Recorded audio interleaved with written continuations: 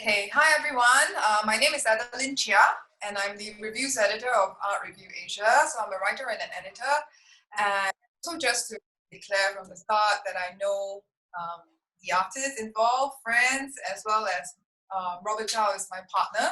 So I have a closer relationship to the material as well as to the people. So I hope that can be a very informal and illuminating chat. Uh, so this is these artists are part of a group show called the Seeds We Sow at Mizuma Gallery, which has been extended to July the 5th, but the gallery is closed. So you can't actually see the show, but I hope that this will be a good proxy experience.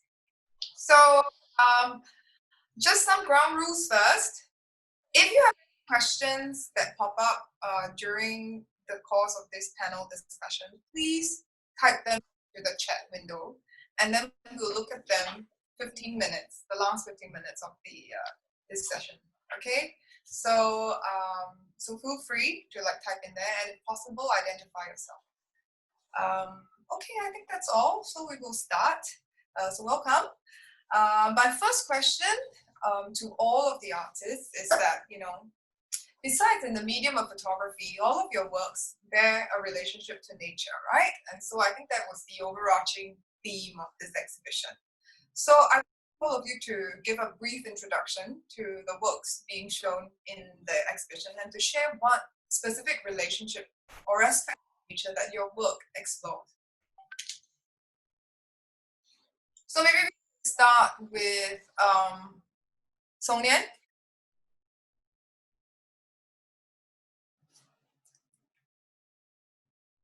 Hello, everybody. Thanks for taking time to join us this afternoon. Everybody can hear me, right? Okay, so for in this show, I'm showing two bodies of work. One was made earlier between 2016 and 2017. It's still an ongoing photographic series called As They Grow Older and Wiser, and as well as a site-specific installation, Artificial Conditions. Is a work that was made very late last year as part of a solo showcase in the Tokyo Photographic Art Museum last November. So I actually see the installation as part of an expansion from the photographic series As They Grow Older and Wiser. So basically for the entire series, it really looks at the potted plant industry. This was actually started in during a residency that I did in Bangkok, and it was also based on my observations that I had within the Bangkok city itself, looking at the new developments that's coming up, be it residential, commercial, industrial property spaces. So all these new properties that are popping up within the cities, they are all adorned with a lot of potted plants, and that also led me to look at the whole idea of removing exotic plants found in northern Thailand in Chiang Mai. So a lot of people are also exploiting this loophole, because basically what they are not allowed to do is to remove all these exotic plants that's found in Chiang Mai, because it's of a different climate with the hills and the mountains in Chiang Mai. So there are some rare plants and trees that's found there, and people are resorting to paying farmers in Chiang Mai to dig up all these trees and moving the entire trees from northern Thailand in Chiang Mai all the way down to Bangkok. So that also led me to look at the way we were planting and the way we were incorporating plants into the urban landscape.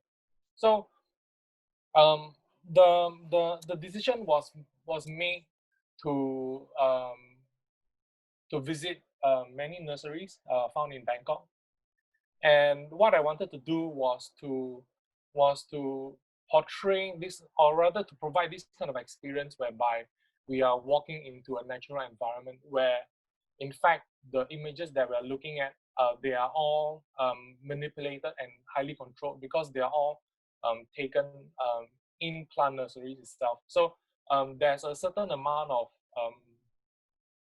control which involves me moving plants and moving trees within the nursery itself to form up that kind of landscape. And moving on to the site-specific installation, it comprises of 10,000 biodegradable plant pots. They are not really big, they're actually quite tiny, about 8.5 centimeters in diameter. And this work actually came up as part of an exploration, really just playing with the different kind of materials that we're familiar with in plant nurseries. And I found that, and I felt that the plant pot itself would be one of the more synonymous object in our kind of relationship that we have with potted plants. So, and also taking in, and also playing also around with the idea that we are manipulating nature and converting what is natural and making it into something that's man-made, and then repurposing it as part of like landscaping to convince ourselves that everything that what we're seeing feels very natural. So this whole idea of landscaping and terrain came to mind, and hence the idea to repurpose something that is so man-made to create something that we might associate, or something that we might feel as though we're looking at a terrain which you will be able to see through, I mean right now through the photos, but when you're able to see in person at the gallery, you'll be able to see very gentle or very subtle terrains that's being formed by merely just the arrangement of the pots. So yeah, that's about it for me. Adeline, you're muted. Sorry, thank you. So maybe we can move on to Marvin now. Yeah. Hi. Sorry, I hope you can hear me. So the work that I'm showing in this exhibition is called the Colony. The Colony Archive. It's part of my research when I was doing my master's. So I spent some time in London looking at a lot of botanical gardens, especially the Kew Botanical Gardens, and the work was really derived from my research at Kew Gardens and also its association to the Singapore Botanic Gardens. So if you look at the installation view of the space, it comprises of postcards as well as some images as well. So the work came about when I was looking into how botanical gardens were constantly formed across colonies, and why they were such important kind of institutes among the colonies as well. And during that period of time, I also happened to stumble upon postcard fairs in London, and there was this huge postcard fair that would happen every month. And that was where I started collecting postcards, and I realized that there was a huge collection of Southeast Asian, or sometimes they would call it the Far East postcards of botanical gardens. So as I started collecting all these postcards, I realized that there was a certain kind of visual similarity going across the various botanical gardens, whether it's in Singapore or whether it's in Kandy, Sri Lanka, or India as well.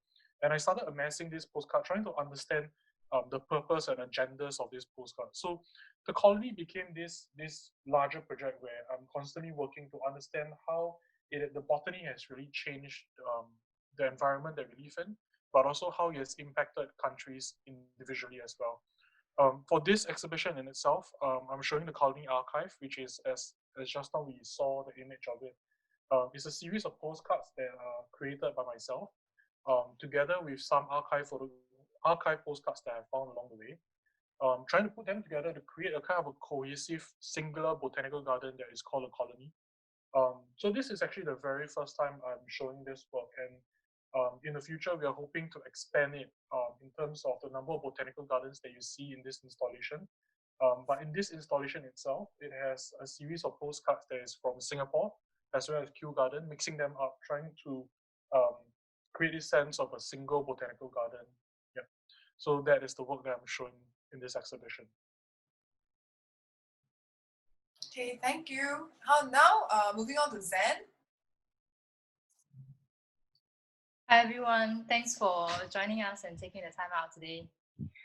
So my work is titled Reclaim Sculpture Domestic Landscape. So maybe, yeah, Teresa will show the image, I think, in a short while. So I've actually just started recently working on refurbished furnitures. So these are all furnitures that are sourced from second-hand source. I think for this one particularly, maybe a lot of you also like to shop on there, is from Carousel. Yeah, so from Carousel, actually, I looked through a lot of these furnitures that people are selling, and this particularly caught my eye. I knew that I was searching for a furniture because I really wanted to make my practice a lot more sustainable. So one of the things people probably know already about my work, also in previous works recently, is a lot of like picking up of found objects, repurposing them, and then in some ways you can call it sort of like upcycling them. So in this case, in this exhibition, this work itself talks about the idea of being domestic. Domestic in the sense of within an interior space, but also in terms of looking at the mindscape of the artist. So in a way, the motives of nature that you see in the different facets of the cabinet, some are already existing there. Then there are others that I've added on top of it. But more importantly, you see right now the image that Teresa is showing. That is actually one of the light box image that I've created. And the images are constructed from my travels of images around actually in Singapore primarily. And then they were created and combined in a way to articulate a sense of emotion, a stage of my life, and also talking about the uncertainty in this period of time. So this work was actually created during the COVID-19 period. So I've been, I mean, like all of us, we've been quite kind of homebound. I think everyone else in the world as well. So in a way, the different motives and skills of nature really represent the different yearning towards different skills of nature that we have. So in the cabinets, if you open them in different facets, some of them show potted plants, some of them shows sort of like in the facets. Right here you see in this view. Actually, people within, of course, it's a kind of traditional kind of Chinese architecture. But in a sense, the work travels across the time and space, and looking at how within domestic space we have the yearning towards a larger landscape, and you see the motifs of the cloud leading towards the top, where you then see and you open up and you see the mindscape of the artist. So that is generally what my work is about. I think in terms of Adeline's questions about what photography plays in the role of this work, I think I'm no longer looking at it as photographs. I think the photographs become materials that create the message, and playing with other motifs as well and other materials to appropriate them into communicating that artist's vision and that discussion about how we yearn for nature in different perspectives and dimensions. Yeah, I hope that helps to understand it. Yeah, so you can see some of the other images. Yeah. So all the decorations on the cabinet itself, you painted it, or it was existing? You were saying partly some you added and some was already there. Yeah, so the motifs that you see on the cabinet itself were already there. Okay, so what I did was to actually refurbish, and in some parts that are not so clear or not in such good condition, I've actually improved on them in that sense. But the light boxes are created from scratch. The images are mainly local images. Some of them are just images that are of landscapes that are quite close to me, near my place, and some they are further away in other nature reserves and parks. So my work is also, as you can probably see, a very strong Chinese landscape influence there. So for me, the idea of the landscape being a representation of an emotion and of course the inner landscape of the artist is something that I borrowed from the Song Dynasty landscape painters, and also of course they are heavily used as well in the Yuan Dynasty landscape paintings. So in using the scales of nature in elements and using people embedded within different parts of the work, you can see that when juxtaposed in terms of the scale, you imagine sort of like yourself traveling through this landscape. And some of them are more daunting. Some of them are rather, in fact, quite unclear what kind of space it will lead to, or what kind of challenges that may be beyond that. Particularly, you can see from the top cabinet image, and I think, yeah, this one here, where part of the cliff is actually hidden within the fog. And that's also inspired by Liang Kai's painting.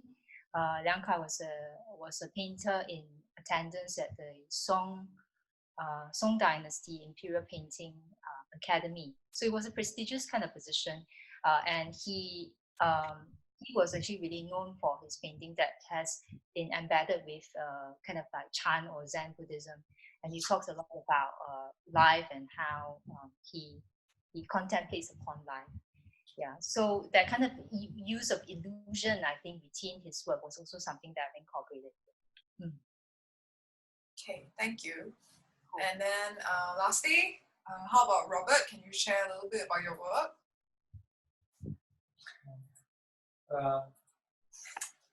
Hi. Works that I'm showing inside the exhibition are actually part of an ongoing series of work.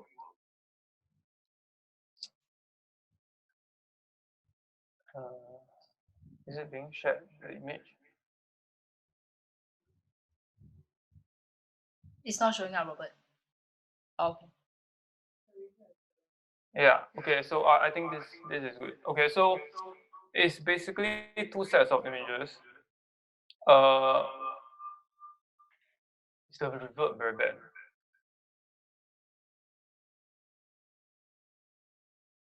So nobody said anything, so I think it's okay. So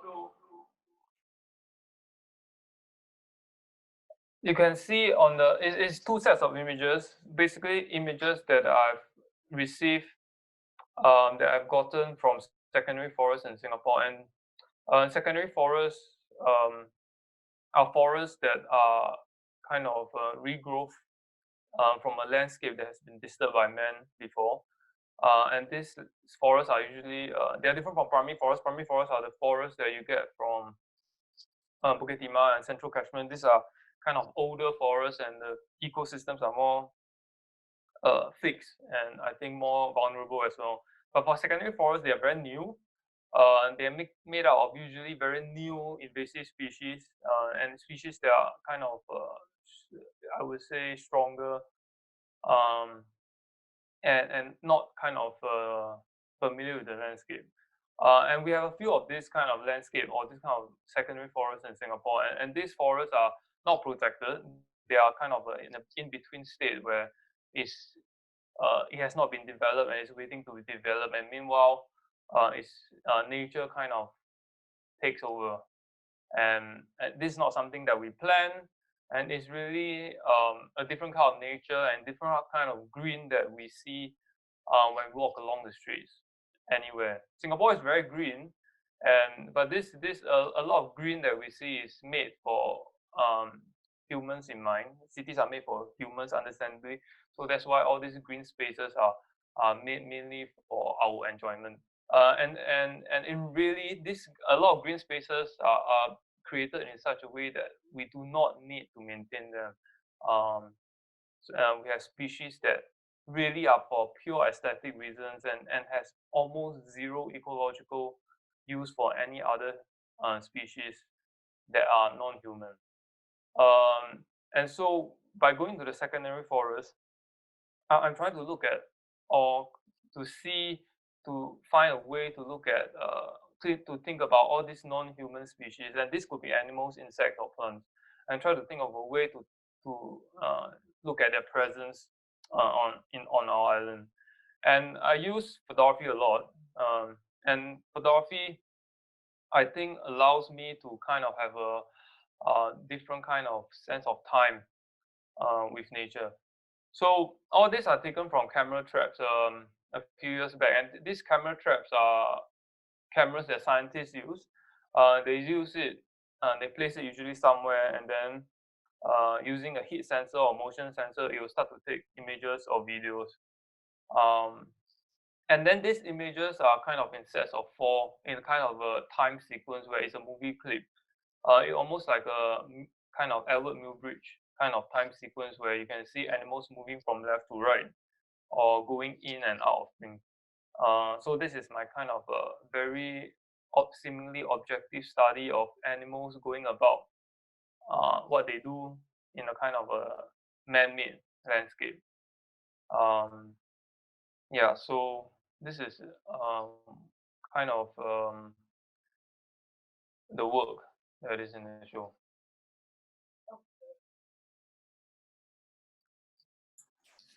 Thank you very much, everybody, for sharing. So maybe we can touch on, I think some of you actually touched on this, but I want to go into it a little bit deeper. Like as what Robert mentioned, he's saying that there is a certain quality of photography that helps to bring out certain themes in your work that is specific to the medium. So Robert mentioned that photography allows him to to capture time. Yeah, because his is a time sequence, right, of images. But I was just wondering maybe if the other artists could share, but what exactly about photography is specifically relevant to the ideas that you're trying to investigate?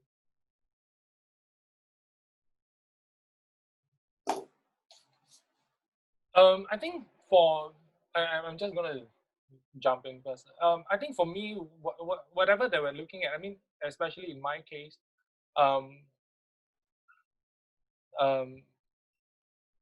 the whole idea of owning potted plants, it's something that I think most of us would actually like to see grow from a seed into a seedling, and then as the plant grows, as the plant slowly grows bigger and bigger. And I think using photography in relation to the time, in relation to the time aspect, it actually allowed me to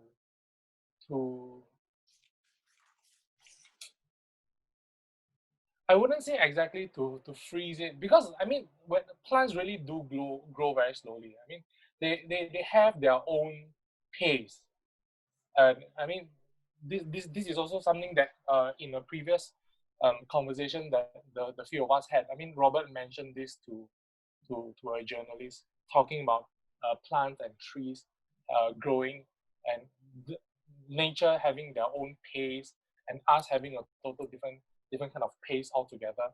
But yet at the same time, both us and the plants were all growing at the same time. And this really made me think a little bit more about whatever that I'm looking at, because I'm looking at quite a wide range of nature in pots, be it in pots, because some of them they are potted plants, some of them they are young trees, and some of them they're actually old trees. So it's actually quite a wide range of different kind of plants that I have come across at different nurseries, witnessing people buying them at different stages of their plant growth. And so this whole idea of freezing as to what photography or the camera does as a tool, to me it's not that much about freezing a frame, but actually being there to be able to see the plant at a particular stage of its growth.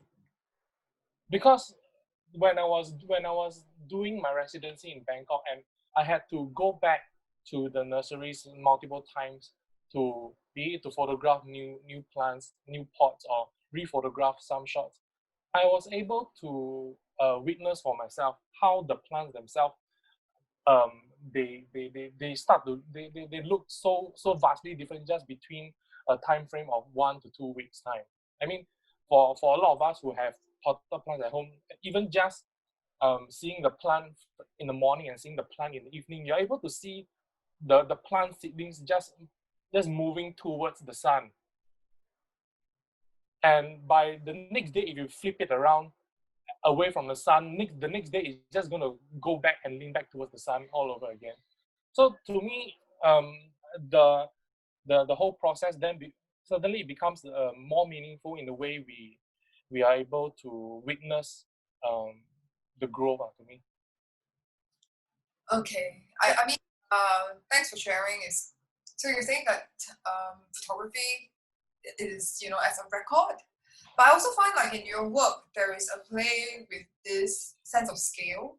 Like I think the whole idea for me looking at the picture, why it's interesting is that it looks like a forest, but actually when you look at it more closely, it's actually a very cropped view of nursery plants, right? So do you also consciously play with the different scales and the kind of real status of a photograph in this way? Or are you trying to, make it ambiguous in any way using this visual? The decision on the dimensions and the scale was also informed by my initial experience going to a nursery when I was a lot younger. So what happened is my father used to bring me to plant nurseries, not to buy, but just to look. And when I was a lot younger, walking among the plants, the taller plants, it really felt as though I was stepping into the forest, and that was what I wanted to recreate in terms of experience when it comes to this photographic series. So the way I cropped the images and also the way I presented in terms of scale, all those then made to me they matter quite a lot in the way we would then experience with the artwork. Okay, thank you. And also we just now Zen mentioned the influence of the Chinese classical painting tradition, that the landscape as an expression of an interior mind and interior mood. I was just thinking about maybe in terms of Marvin's work, you could share a little bit more about the use of another kind of genre, the vintage postcard, and what kinds of interventions are you trying to do to this tradition? Yeah, so actually the idea of the vintage postcard, it's the collaboration between postcards and photography. It's only like a 60-year difference from the invention of photography in itself. And the photography's entrance into Singapore was also a matter of time as well. So to look at postcards in itself, you have to look at the history and the kind of content that people were using postcards for. And during that period of time, even before photography was kind of melded into postcards, a lot of these postcards were used for even satirical meanings. Artists were beginning to use postcards as well as a means of delivering a message.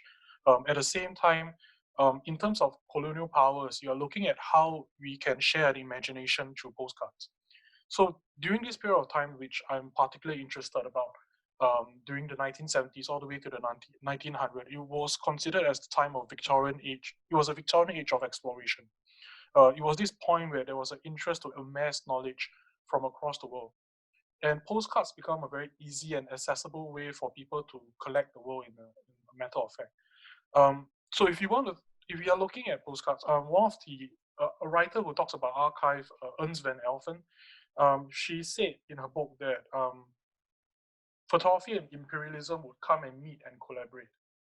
And I think in many cases, if you look at the medium of photography as a tool of recording, a tool of investigation, a tool of records, you see the photographs of the ruler beside the head of a man in Africa. You see the image of a cluster of tribal men standing together, being photographed together at the same time. Those were the means where photography would come in, and we are talking about intervention towards colonialism as well. In the case of postcards, postcards become this symbol of exoticness. People were not just interested to see the exotic, they were interested to see what the colonial powers were doing outside of the country. So in Singapore, for example, you see postcards of the Raffles Museum, even Raffles Institute. They were interested in what were the colonial powers doing in the country itself. But at the same time, in the same collection of image, you also find botanical gardens.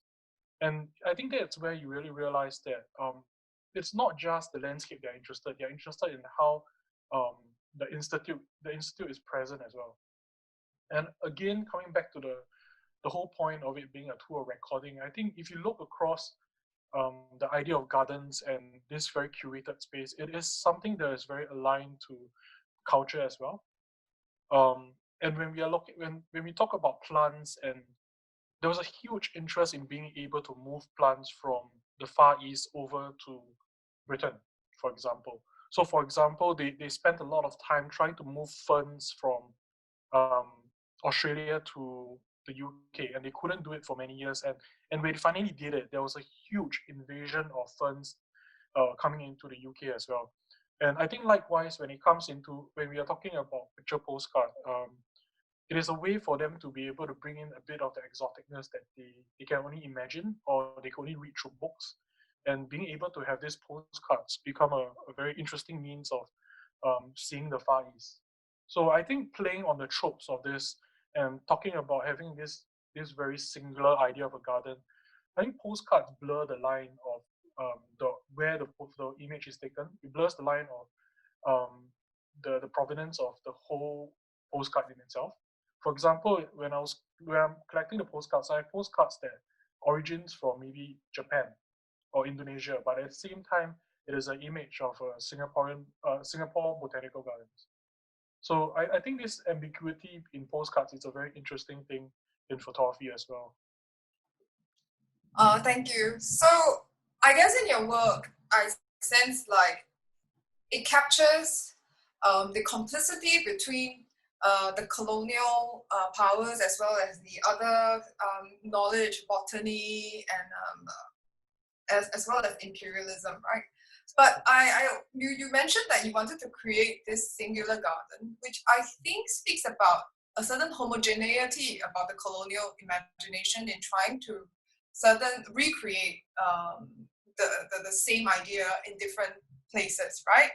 So is this right? Is this what you're trying to get at? That there's a certain homogeneity in the vision of what a garden should look like in the colonial imagination? Yeah, so I mean, if you talk about gardens and you think about similarity of gardens, you would want to think about the gardeners as well. Who is gardening the space?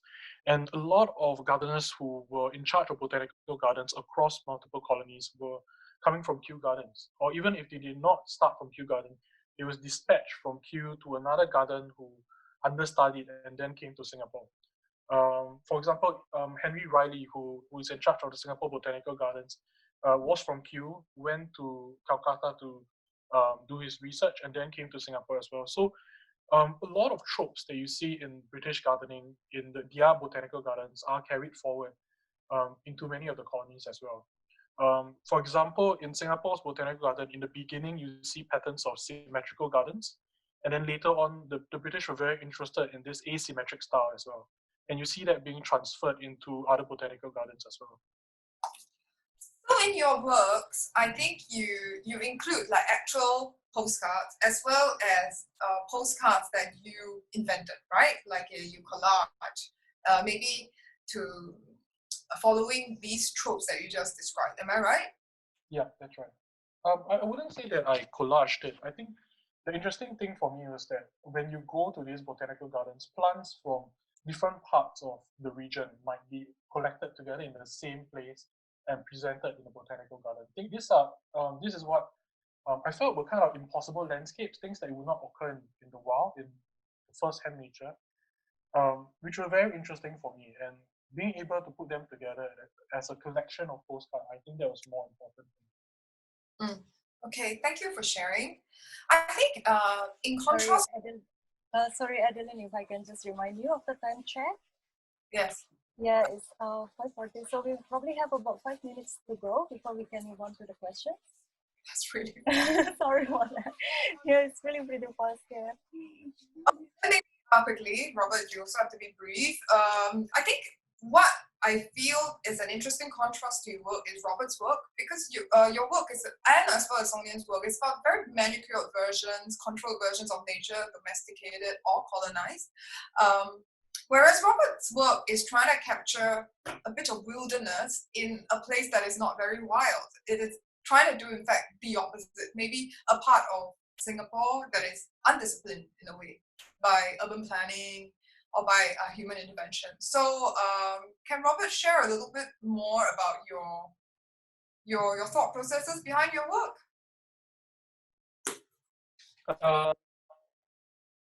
So I'm very cautious about. I'm trying to document nature in Singapore for some time, and it's extremely difficult to do so because if you go to a forest with me before, you know that nature is very boring. There's nothing happening. There are just a lot of trees. There's a lot of mosquitoes, and this is our first impressions of stepping into a tropical forest or wasteland in Singapore. It's very extremely humid. There's nothing predictable about it. It's not like the botanical gardens, which Marvin is very interested in. It's not aesthetic. It's not an aesthetic. We have no place at all in most very wild landscapes. But at the same time, everything in nature, if you know how to look with science or with other different kind of lens, you can see that nature and human culture is not very far from each other. We are always connected. And a lot of times nature doesn't really care about the boundaries that we set for it. Nature doesn't respect our boundaries. Nature has its own life force. Nature is not a generic thing that science can really very much explain. So I'm looking for a way as an artist to kind of try to approach this nature and this wilderness. How can I contribute another perspective or another way to think about it? And then what are some of the existing ways that people are already looking at nature? We have so many nature photographers everywhere in the world right now. Everyone has a camera. Everyone is out there shooting nature. There are so many beautiful pictures of nature of Singapore. Then how then as an artist, how do we contribute a kind of different lens or different viewing experience? So for me, I realized it's not really going out there in a way that you're hunting for images with a large lens and then looking for beautiful species. That kind of photography has its own use, but I think how what other kind of dialogue can I kind of lend to this relationship we have with nature? So I'm always thinking about that, and that's why I started doing walks in the forest. This kind of, I think, is a very good way for me to kind of bring people to look at nature directly. A lot of, and then I also started to do kind of photography without me inside. It's just, in a way, my cameras are inside the forest. Sometimes as much as 50 are in the forest, and then I just let nature does its thing. When it rains, it will capture an image. When the leaves move, there's a moth that flies through, an image will be passed. And after 1 year of doing it, I realized, oh my God, it's so boring. There's really some things happening, but there is also nothing happening. But then actually, the more I look at it, actually this is what really is nature is about. It doesn't kind of perform a drama that we look like an eagle is eating a mouse or whatever. These are kind of the nature that we see on National Geographic, otters eating fishes, and these are the kind of images and tropes that I think we always expect nature to entertain us with. It has the kind of certain aesthetic expectation, but at the same time, I realized in the forest, actually every forest, every landscape, every piece of grass, there is a story and there's a narrative in it. Like the patch of forest near our house is different from the patch of forest near my house, and all the species of plants inside, it's probably got its own history of our kind of land use, our parks use, everything to kind of contribute to that final landscape. And I'm sure all the birds there, even if it's the same species, they behave differently from the species in from as the same species in Bukit Timah. And the thing is, I'm trying to understand or capture how the individual how each this species of animals or plants can be also individuals in their own sake.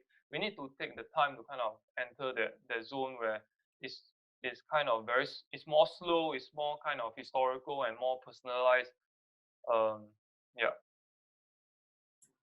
Okay, thank you. Actually, I think maybe we can have one last question and then for everybody, and then we can move on to the Q&A. I think it's interesting what Robert touched on about capturing a different relationship to nature, and because he uses time sensor cameras, even relinquishing authorial control in a way to impose a certain order or aesthetic or framing onto his work. So I want to pose a question to all of you. What is your comfort level with aestheticizing nature for your art?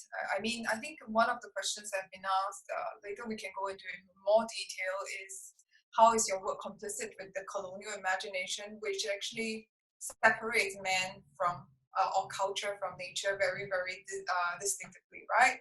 So, but maybe my question is a bit more formal. Is like, what do you feel?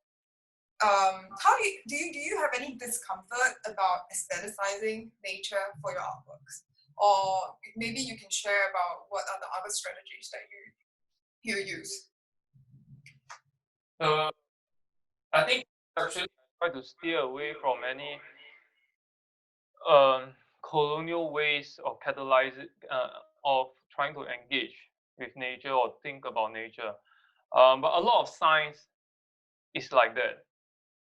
And I work with science. So that's why I think, because I'm precisely not a scientist, I'm an artist, I try to kind of steer myself away from that. But I think it's extremely hard because photography itself lends to this trying to capture and take things away.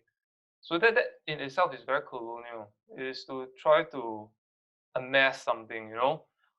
So I guess in a way what me and my peers do is I think conceptually we try to fight and resist against that. That is not a pure aesthetic experience that we take away from nature. It's aesthetic to a certain way, to a certain degree, but I think we are, at least for me, I can speak for myself, I'm aware of that, and I try to kind of, instead of imbue a sense to exoticize my subjects, I try to give them a sense of unknowability, that is no longer something that we are very familiar with. It's not, I'm not trying to kind of take them and kind of glorify them as a kind of trophy. So I think a lot of nature photography tends to have a certain narrative and some kind of it's kind of like an approach to hunting almost.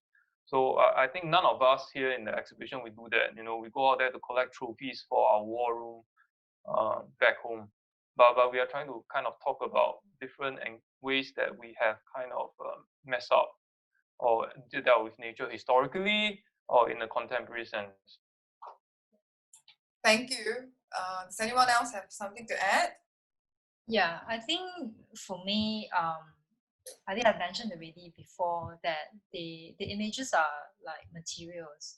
But more importantly, I think in this show, because they are sort of a composite of my travels as well. So and sort of my interaction with nature. But in a way, they are being changed in the context of this world because they're being collaged together to form another kind of experience. I think in a way it's looking more of from creating a larger landscape point of view than being like human-centric in the sense of controlling the landscape. It isn't so much about that. I think it is more of an Eastern, I would say Asian, or even a very Chinese in a sense point of view of how we are actually smaller than nature. And I think that shows very much in our work, in my work, and how I explore that as a relationship. Yeah, so I think in the discussion that we have so far, I feel that it's quite a Western kind of centric point of view where the human controls nature, and I don't think that is quite how I see nature. I see it more kind of an experience, and I'd like to share the experience through the way I present nature in different ways in my work. Yeah. Okay. Song? Sorry, Adeline. We actually have quite a number of questions in the chat. Would you like to refer to them to see for the Q&A section?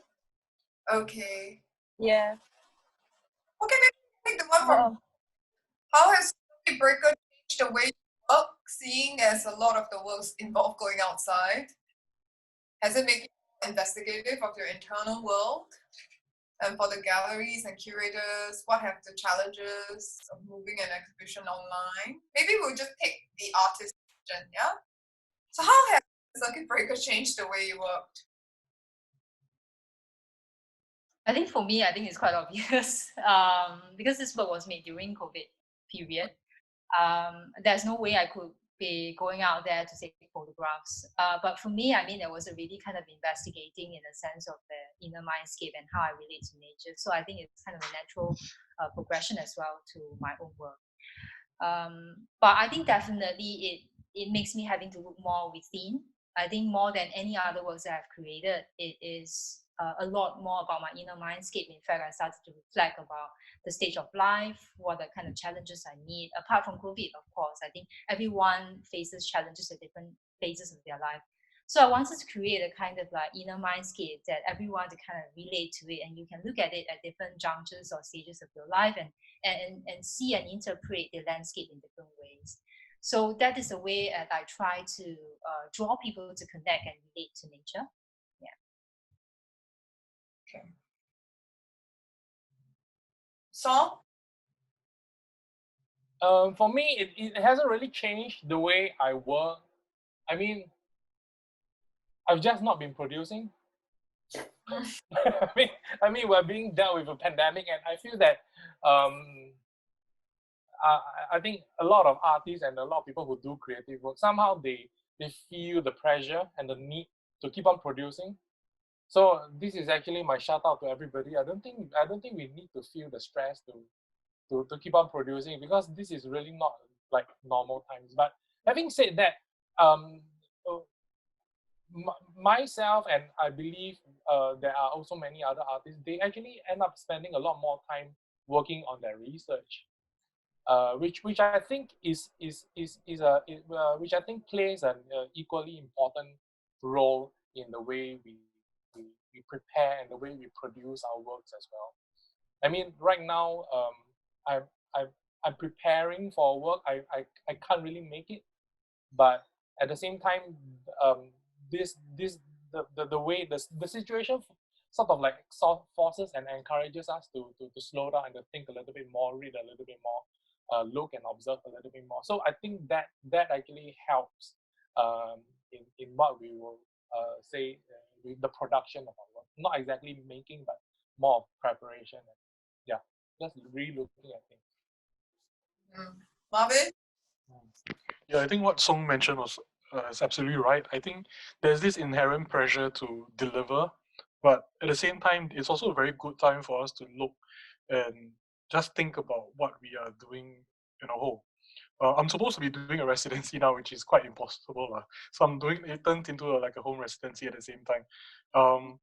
But at the same time, it was a very good period of time to really just sit down to think about, not thinking about how the work might look like, but just gathering the information first, try and get a sense of where it can go. And I think the extra challenge would be, now that we see things extending, then how would the work be made? Is there other forms where the research and the work can be developed? And I know the word digitalization is a buzzword right now, but the reality is it really forces you to think about how else it can exist on a different kind of platform. Yeah. Okay. Taking a question from Anne Lim.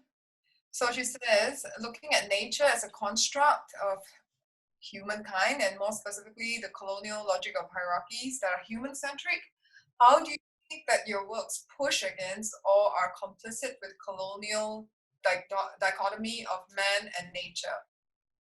So I think he did address it a little in what he said, in that he tries to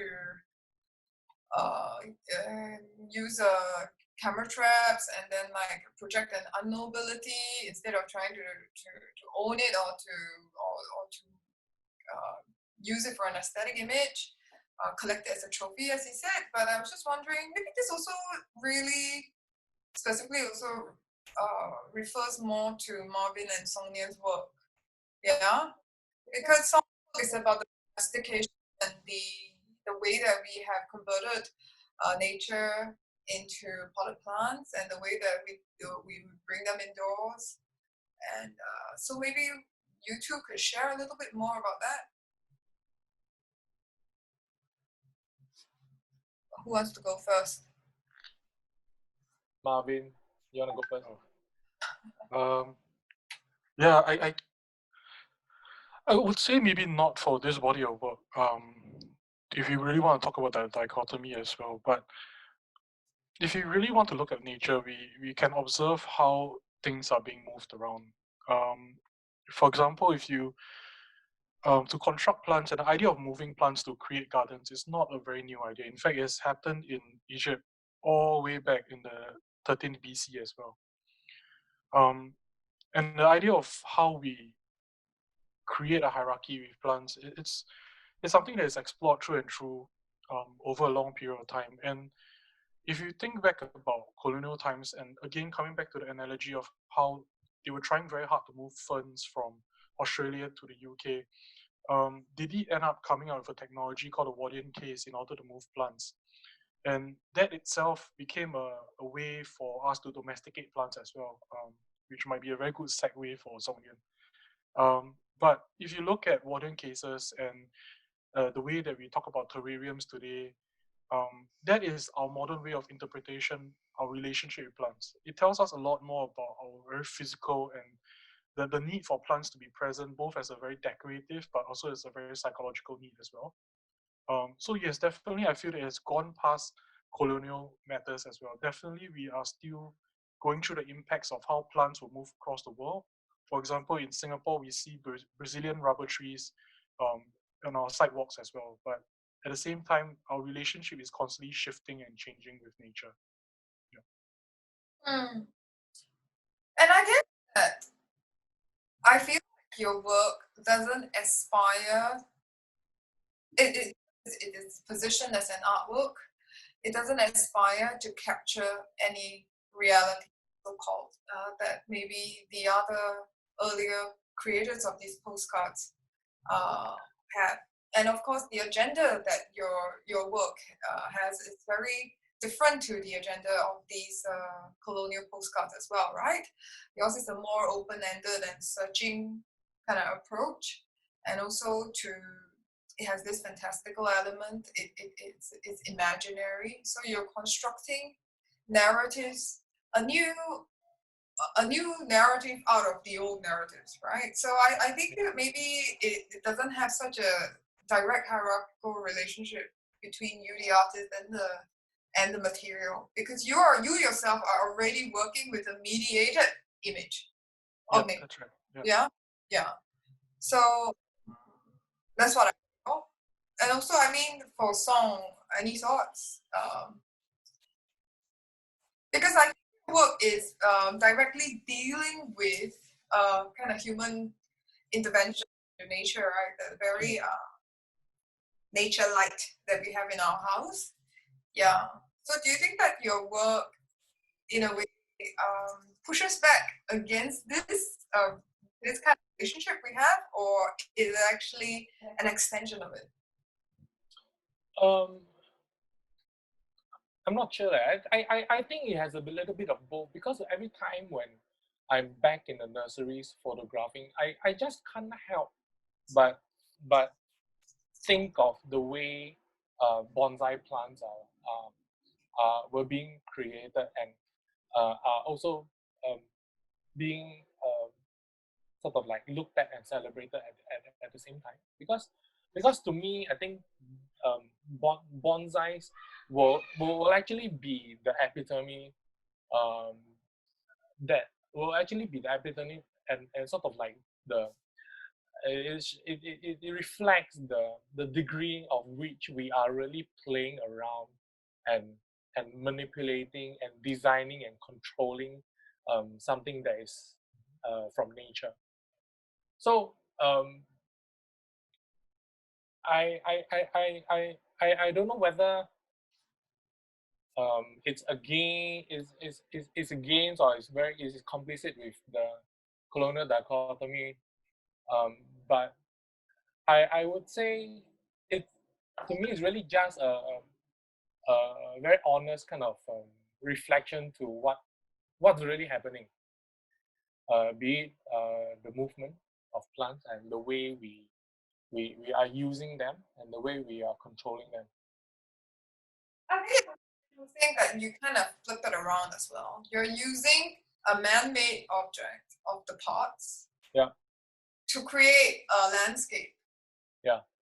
So I think the relationship is just not just one way. You're playing around with the, what is natural after all. I think it kind of relishes in you relish the fact that maybe our relationship with nature is so corrupted and fallen that this is what constitutes as natural right now.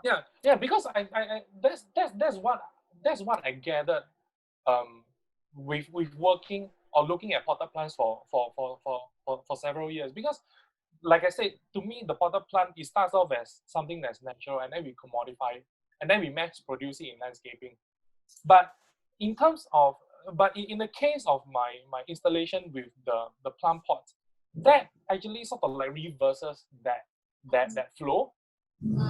So I mean, right now I'm just going sort of like going with the flow to how the work itself is going to lead me. Yeah. Thank you. There's a question from Dorrit. It's for Zen. Does she plan to move in this direction of the new work and create similar installations? And is there a reason for her to choose the Song Dynasty as an inspiration? Thanks for the question, Dorrit. Yeah, I think no doubt I would continue to produce works that are with found or repurposed furnitures or objects. I think that is in line with the development of my work. I think as an environmental artist, and also I mean personally, I love nature. I love plants. One day I will show you a picture probably on my Instagram of all the plants of like maybe hundreds that I have in my balcony, and still greedy, trying to get more.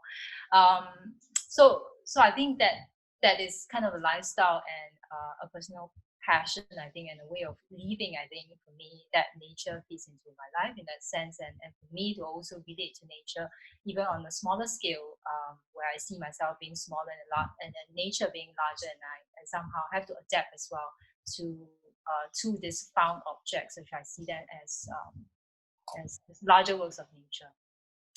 I think it is also in line with other kind of installations and sculptures I made as well, where I think the elements of chance, which is in a sense nature as well, takes, I think, a key role in my work, and I have to kind of adapt and work along with it and find solutions and respond to it as well. And I mean, of course, with this COVID period, it is challenging, but I think all the artists have mentioned the challenges. And for me, I love materials and play with materials as well. So what I see in my new work upcoming, which will be in September, there'll be 2 exhibitions coming up at NDC.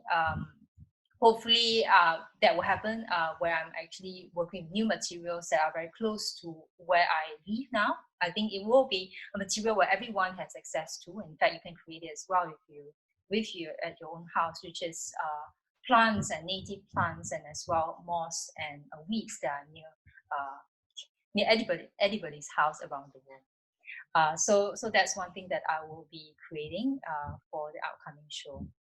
I think specifically for Song Dynasty as an inspiration, I think particularly I'm looking at the late Song Dynasty, which is more of a part. I mean, early on in Song Dynasty landscape paintings, even from the Tang Dynasty, there's a lot of the artists responding to how the situations in the world or at court, right, in the dynasty, the political situations that were at hand, and they were responding to that. And a lot of them have to retreat into nature in a sense to find their identity and to communicate the sense of distress or what that face in their life. So it was still kind of a description of the visible world, of what is happening out there. And they are representing their ideas through images of nature in their paintings. And in the late Song dynasty into the Yuan dynasty, then when these painters then start to look at paintings as an extension of themselves as an artist. So the paintings becomes talking about the artist's mindscape, the artist's way of looking into life, or even thinking about life as such. And that is why there was also a lot of influence from religious or cultural influences in their work. That is why the ideas of Buddhism or Taoism is also present then in some of these paintings. But I think the religious component is not quite there in my work, but more of a spiritual kind of journey into nature. And also the Chinese painting has the sense of journeying, the sense of traveling, in fact. And I think it's very much apt in this work because there's a lot of this imagination that happens within the mind, where you're journeying through a landscape of different scale. When you look at images, not just in the constructed landscape I created with a lot of photographs, but also in how I appropriate and how you juxtapose the different facets and motifs of nature at different scale and different parts of the cabinet. Yeah, so that is why I find Song dynasty, particularly the late Song, to be very appropriate, I think, for my work. Yeah, thank you. Okay, thank you. Are there any more questions that are coming in?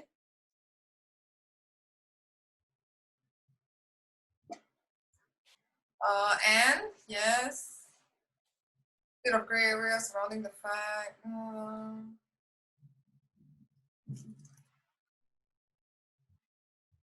I think Zen's work also raises an interesting framework because hers is influenced by a more Eastern view of humans' relationship to nature as being, on one level, sort of showing the interiority of a person, and also on another level is how humans are the scale. Minuscule compared to the larger universe, right? And that's shown in the traditions of Chinese landscape painting. So I think, maybe we can take up that conversation privately. And if you have any more questions with the artist regarding this area, is there anything else that anyone wants to ask?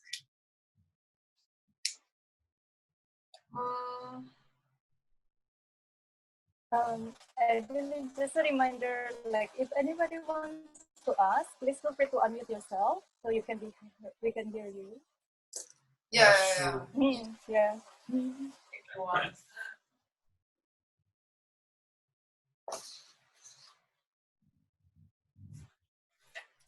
Actually, I think one of the questions that I wrote down and I didn't get to ask is, what kind of alternative conceptions of ecologies do you think art can propose? What kind of alternative relationships to nature? I think anybody can take that. I think there is a thread in our work.